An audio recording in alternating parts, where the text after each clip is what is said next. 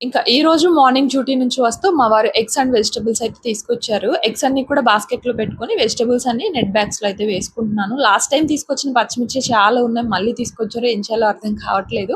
ఇంకా కొత్తిమీర కూడా కట్ చేసుకొని బాక్స్‌లో అయితే వేసుకుంటున్నాను. మార్కెట్‌లో వెజిటబుల్స్ అంత ఫ్రెష్‌గా లేవంట. అందుకు చాలా కొంచెం తీసుకొచ్చారు. ఇంకా ఈ రోజు అయితే గుత్తి వంకాయ కూడా తీసుకొచ్చారు. మొన్నెప్పుడో అడిగాను గుత్తి వంకాయ తినాలనిపిస్తుంది ఒకసారి తీసుకురా అంటే ఇప్పటికే తీసుకొచ్చారు. మా వారికి వంకాయ అంటే ఇష్టం ఉండదు. అందుకే పెద్దగా తీసుకురారు.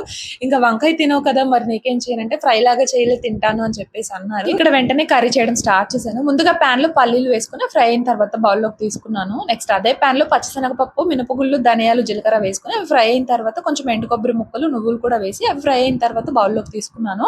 కొంచెం ఎండుమిర్చి, కరివేపాకు కూడా వేసుకొని వాటిని కూడా ఫ్రై అవనిచ్చి కంప్లీట్ గా చల్లారిన తర్వాత మిక్సీ పట్టులోనే రుచికి సరిపడా పసుపు, ఉప్పు కూడా వేసి ఫైనల్ గా కొంచెం వెల్లుల్లిపాయలు కూడా వేసుకొని ఇలా పౌడర్ లాగా ప్రిపేర్ చేసుకోవాలి. ఇంకా వంకాయలను అయితే ఉప్పు నీళ్ళల్లో వేసి ఇలా ఘాట్లు పెట్టుకున్నాం కదా, ఈ వంకాయల్లో ఈ కారం పొడిని అయితే ఇలా స్టఫ్ చేసుకొని ఇంకా ఆయిల్లో వేసి ఫ్రై చేసుకోవడమే. బేసిక్గా నేను కూడా వంకాయ అంతగా తినను కానీ బట్ గుత్తి వంకాయ మాత్రం అప్పుడప్పుడు తినాలనిపిస్తే తింటాను. ఇంకా ఈ రోజు ఫ్రై అయితే చాలా బాగా కుదిరింది.